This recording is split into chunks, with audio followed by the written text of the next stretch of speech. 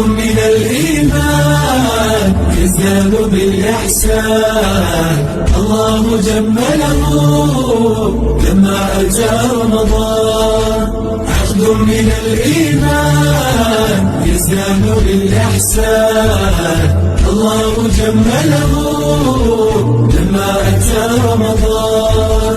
يا مرحبا أهلا بالفضل والغفران، وأنا سائم هبات من نفحة القرآن، نلقاه بالبشر بالحب والأشجار، والأجر ندركه من دون ما نقصان. يا مرحبا رمضان، يا مرحبا رمضان، يا مرحبا رمضان. عقد من الإيمان يزداد بالإحسان، الله جمله لما أتى رمضان. عقد من الإيمان يزداد بالإحسان، الله جمله لما أتى رمضان.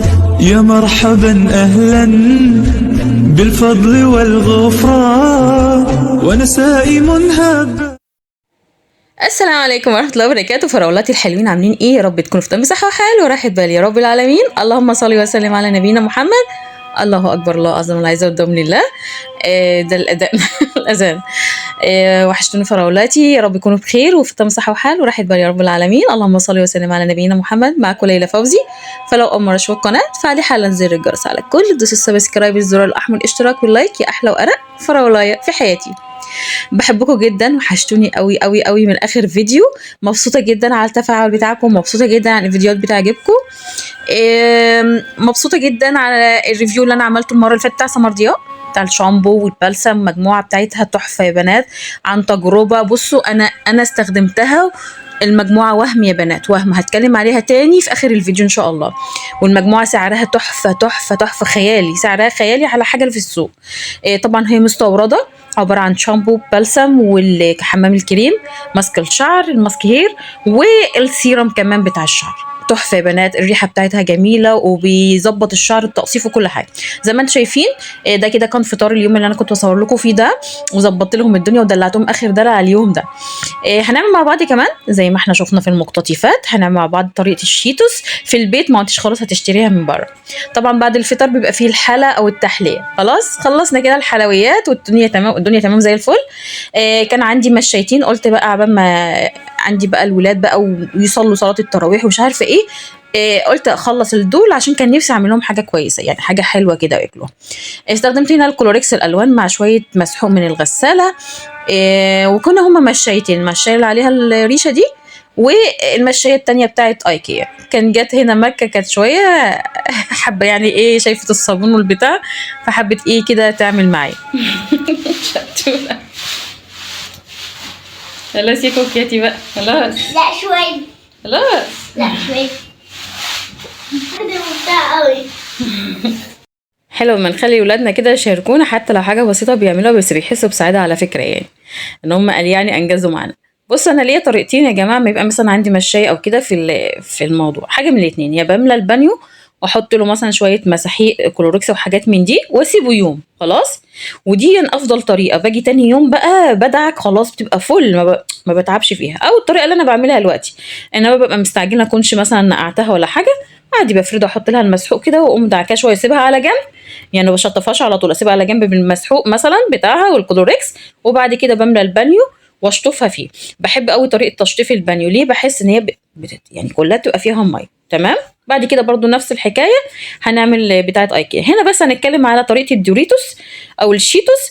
ان انا عندي بطاطسيتين قطعتهم مكعبات وهسلقهم. اثناء ما انا بقى بسلقهم خلاص كنت قاعدوا السجاد شويه، غيرت طبعا الميه بتاعت السجاده اللي هي الريشه، وخلاص عملت ميه نظيفه خالص جديده زي ما انتم شايفين لمشايه ايكيا، وهسيبها تتصفى. هنا خلاص في الوقت ده كانت البطاطس بتاعتي المكعبات خلاص اتسلقت وبقت زي الفل. ما عنديش هراسه بطاطس، بعملها باي حاجه. انا عندي هنا المج ده ضغطت بيها. طيب المكونات ايه؟ البطاطسايه المسلوقه، ومعايا بيضايه، معايا كمان باكو بيكنج باودر، كيس بيكنج باودر، عندي نشا الذره، وعندي دقيق الذره. شوف انا قلتها كم مره. هنا حالا كنت بحط الملح. عايزه اقول لك على لفته بس، لو انت من النوع اللي زيي ما بيحبش الحاجه مالحه قوي ما تحطيش ملح في الخلطه. تمام؟ ليه بقى؟ لان احنا هنعمل مكسبات طعم بعد كده هقول لك عليها بتبقى مملحه قوي، لكن لو عادي الملح مش بيفرق لك خلاص. بعد كده حطيت بيانات الكركم، حطيت الفلفل، حطيت البيكنج باودر. تمام؟ وبعد كده ده طبعا الدقيق الذره. دقيق الذره بنات بيبقى لونه اصفر كده وقمر قوي يا بنات، حبيته مش عارفه ليه يعني، ما اعرفش، حسيتهم لي ناس كده. انا بعت سما جابت لي المكونات دي، قالت لي اللي هو دقيق الذره ده عند هايبر ماركت محمود الفار اللي في الاشلاء. خلاص؟ والكيس يا بنات ب 40 جنيه حاجه زي كده. وطبعا احنا مش هنستخدمه كله، احنا زي ما انتوا شفتوا خدت معلقتين كبار. هنزل كمان عليها بالنشا الذره كده، هاخد برده معلقتين كبار كده حلوين للنشا الذره. تمام؟ الحاجات دي طبعا مش هتخلصيها كلها، فاهمه؟ انت مثلا، انا على فكره حطيت 3 معالق، حسيت ان انا حابه ان انا احط 3 معالق، بس هي الوصفه الاساسيه معلقتين. بصوا بنات،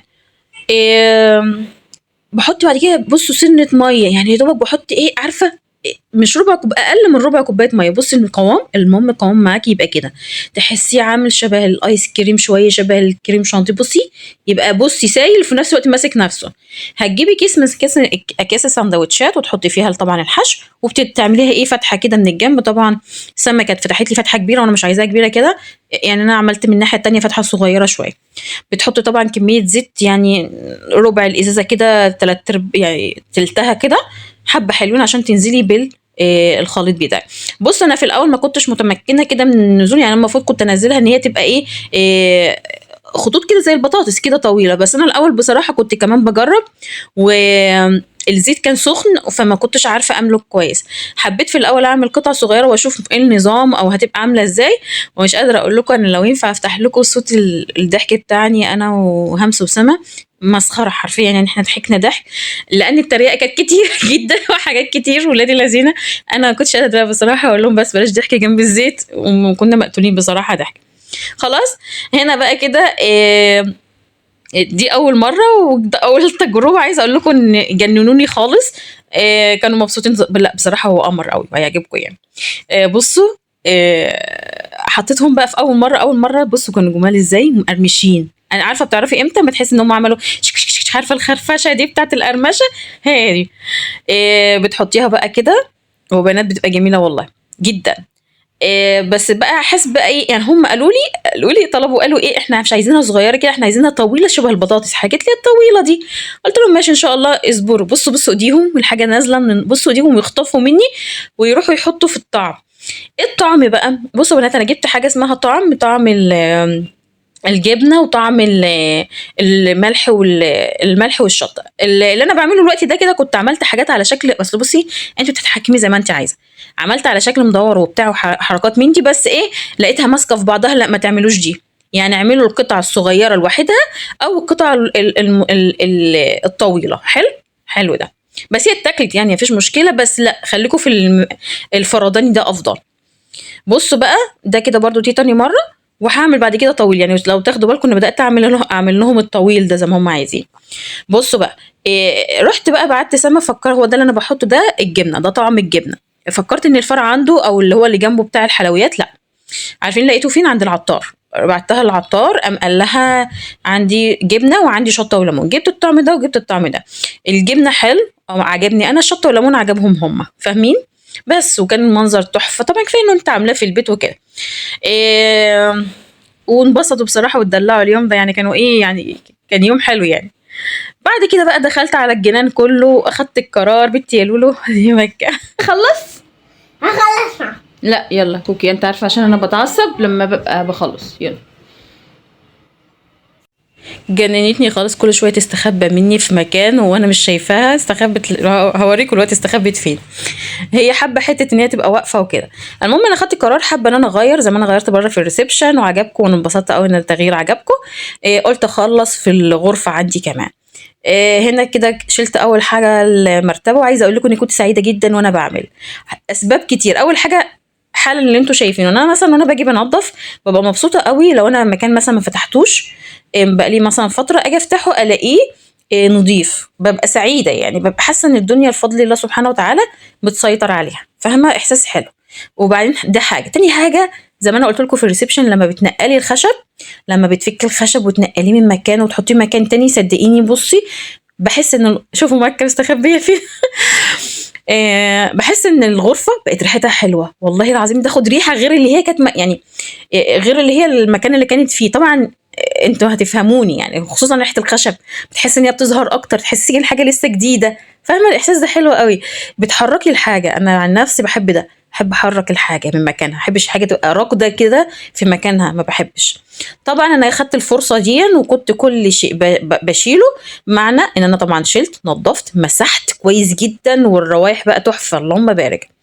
ومشيت كده بالملمع اللي هو الازاز ده كده، طبعا عندي هنا عندي على الخشب، مشيت بيه ولمعت الحته الجزئيه دي كلها. انا كده ان شاء الله الحمد لله حاسه ان هو على تنفيذ العيد او حاجه العيد هتبقى حاجه بفضل الله بسيطه جدا، لان الاساسيات او الدواخل زي الفل خلاص.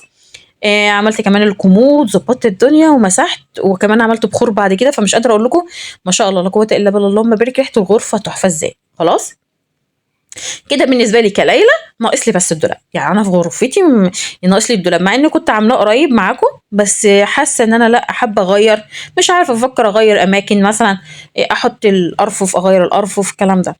خلصت الغرفة بسرعة واتجهزت لأحلى يعني ايه كده بقى، ايه واحد بقى يستقبل بقى ايه اليوم بالليل، يعني عارفة اللي هو تبقي عاملة مجهود وخلاص، بتبقي بقى فصلانة، حابة انتي تخلي الغرفة هادية ورايقة، حتى الأباجورات كمان لمعتها، فانت عارفة كل ده بيعمل لك ايه ميكس مع بعض، وروايح زي الفل حلوة جدا.